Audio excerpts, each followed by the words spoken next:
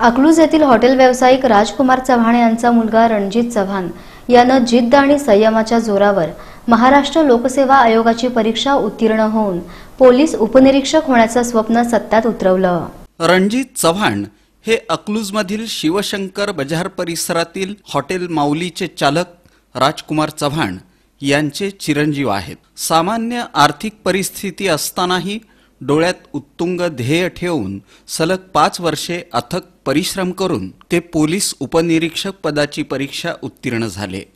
गेल्या 5 वर्षांपासून त्यांना 2 ते 3 गुणांनी यश हुलकावणी देत होतं, पण परिस्थितीची जाणीव ठेवत ध्येयानं झपाटलेल्या या सर्वसामान्य कुटुंबातील रणजित चव्हाण यांनी अखेर यशाला गवसणी घातली। रणजित चव्हाण यांचं प्राथमिक आणि माध्यमिक शिक्षण सदाशिवराव माने विद्यालय अकलूज तर BCAचं शिक्षण शिवरत्न शिक्षण संस्था अकलूज इथं आणि MBAचं शिक्षण पुण्यात झालं।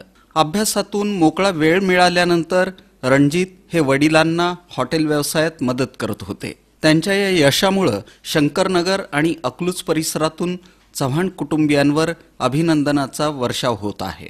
रणजित चव्हाण यांच्या यशाबद्दल त्यांना विचारलं असता या यशाचं सर्व श्रेय आई आशा, वडील राजकुमार, चुलते राम चव्हाण, एकनाथ चव्हाण, हनुमंत चव्हाण आणि बहीण स्नेहल दाजी अमोल दिवटे यांना दिलं। मुलानं कष्टाचं चीज केलं अशी प्रतिक्रिया हॉटेल मालक राजकुमार चव्हाण यांनी व्यक्त केली।